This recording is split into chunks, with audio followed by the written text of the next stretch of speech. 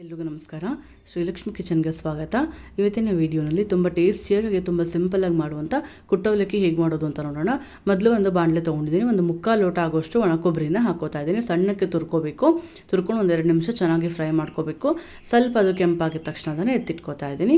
ಈಗ ಅದೇ ಬಾಣಲೆಗೆ ಒಂದು ಸಣ್ಣ ನಿಂಬೆಹಣ್ಣಿನ ಗಾತ್ರ ಆಗೋಷ್ಟು ಹುಣಸೆ ಹಣ್ಣನ್ನು ಹಾಕೋತಾ ಇದ್ದೀನಿ. ಅದು ಕೂಡ ಹಾಕ್ಕೊಂಡು ಚೆನ್ನಾಗಿ ಫ್ರೈ ಮಾಡ್ಕೋಬೇಕು. ಹುಣಸೆ ಹಣ್ಣು ಸ್ವಲ್ಪ ಕ್ರಿಸ್ಪಿಯಾಗಿ ಆಗುತ್ತೆ, ಅಲ್ಲಿವರೆಗೂ ಚೆನ್ನಾಗಿ ಒಂದೆರಡು ನಿಮಿಷ ಫ್ರೈ ಮಾಡಿಕೊಂಡು ಅದನ್ನು ಕೂಡ ಎತ್ತಿಟ್ಕೋತಾ ಇದ್ದೀನಿ. ಈಗ ಮತ್ತೆ ಅದೇ ಬಾಣಲೆಗೆ ಖಾರಕ್ಕೆ ತಕ್ಕಂತೆ ಒಣಮೆಣಸಿನ್ಕಾಯಿ ಹಾಕೋಬೇಕು. ಅರ್ಧ ಬ್ಯಾಡಗಿ ಮೆಣಸಿನ್ಕಾಯಿ ಹಾಗೆ ಅರ್ಧ ಗುಂಟೂರು ಮೆಣಸಿನ್ಕಾಯಿ ಎರಡೂ ಕೂಡ ಮಿಕ್ಸ್ ಮಾಡ್ಕೊಂಡು ಹಾಕ್ಕೊಂಡಿದ್ದೀನಿ. ಸೇಮ್ ರೇಷನಲ್ಲಿ ಮಿಕ್ಸ್ ಮಾಡ್ಕೊಂಡು ಹಾಕ್ಕೊಳ್ಳೋದ್ರಿಂದ ಕಲರು ಚೆನ್ನಾಗಿ ಬರುತ್ತೆ, ಹಾಗೆ ಖಾರ ಕೂಡ ಚೆನ್ನಾಗಿ ಬರುತ್ತೆ.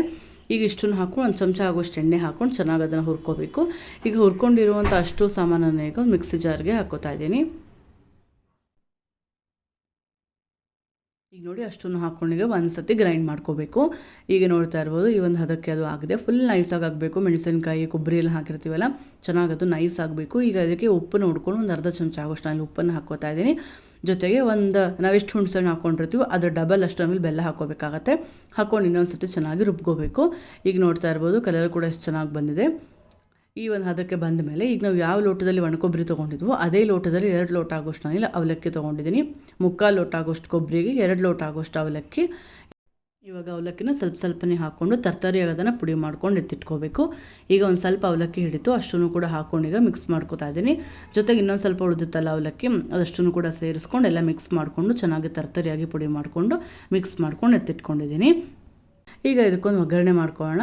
ಅದೇ ಬಾಂಡೆ ಇಟ್ಕೊಂಡಿದ್ದೀನಿ. ಒಂದು 2ರಿಂದ 3 ಚಮಚ ಆಗೋಷ್ಟು ಎಣ್ಣೆ ಹಾಕೋತಾ ಇದ್ದೀನಿ. ಜೊತೆಗೆ ಒಂದು ಅರ್ಧ ಚಮಚ ಆಗೋಷ್ಟು ಸಾಸಿವೆ ಹಾಕ್ಕೊಂಡಿದ್ದೀನಿ. ಒಂದು ಅರ್ಧ ಚಮಚ ಆಗೋಷ್ಟು ಇಂಗು, ಒಂದು ಅರ್ಧ ಚಮಚ ಆಗೋಷ್ಟು ಅರಿಶಿನ. ಈಗ ಚೆನ್ನಾಗಿ ಸಾಸಿವೆ ಎಲ್ಲ ಸಿಡಿದಾದ್ಮೇಲೆ ಒಂದು ಹಿಡಿ ಆಗೋಷ್ಟು ಕಡಲೆಕಾಯಿ ಬೀಜ ಹುರ್ಕೊಂಡಿರೋದು, ಇನ್ನೊಂದು ಹಿಡಿ ಆಗೋಷ್ಟು ಹುರುಗಡ್ಲೆ, ಜೊತೆಗೆ ಒಂದು ಸ್ವಲ್ಪ ಕರ್ಬೇವಿನ ಸೊಪ್ಪು, ಇಷ್ಟು ಕೂಡ ಎತ್ತಿಟ್ಕೊಂಡಿದ್ದೀನಿ. ಇದು ಕಡಲೆಕಾಯಿ ಬೀಜನ ಹುರ್ಕೊಂಡು ಸ್ವಲ್ಪ ಸಿಪ್ಪೆ ತಗೊಂಡು ಇಟ್ಕೊಂಡಿದ್ದೀನಿ. ಇವಾಗ ಇದಿಷ್ಟನ್ನು ಹಾಕ್ಕೊಂಡು ಚೆನ್ನಾಗಿ ಫ್ರೈ ಮಾಡ್ಕೋಬೇಕು. ಈ ಎಲ್ಲ ಚೆನ್ನಾಗಿ ಒಗ್ಗರಣೆ ಎಲ್ಲ ಆದಮೇಲೆ ನಾವೇನು ಅವಲಕ್ಕಿ ತರ್ತರಿಯಾಗಿ ಅದನ್ನು ಪುಡಿ ಮಾಡ್ಕೊಂಡು ಇಟ್ಕೊಂಡಿದ್ವಲ್ಲ ಅದನ್ನು ಈಗ ಹಾಕೋತಾ ಇದ್ದೀನಿ. ಹಾಕ್ಕೊಂಡು ಚೆನ್ನಾಗಿ ಮಿಕ್ಸ್ ಮಾಡ್ಕೋಬೇಕು. ಸ್ವಲ್ಪ ಅದು ಎಲ್ಲ ಅವಲಕ್ಕಿ ಕ್ರಿಸ್ಪಿಯಾಗಿ ಆಗಬೇಕು. ಅಲ್ಲಿ ತನಕ ಒಂದು 2 ನಿಮಿಷ ಚೆನ್ನಾಗಿ ಫ್ರೈ ಮಾಡ್ಕೊಂಡು ಆಫ್ ಮಾಡ್ಕೊಂಡ್ಬಿಟ್ರೆ ತುಂಬ ಟೇಸ್ಟಿಯಾಗಿರುವಂಥ ಕುಟ್ಟವಲಕ್ಕಿ ರೆಡಿ ಆಗುತ್ತೆ.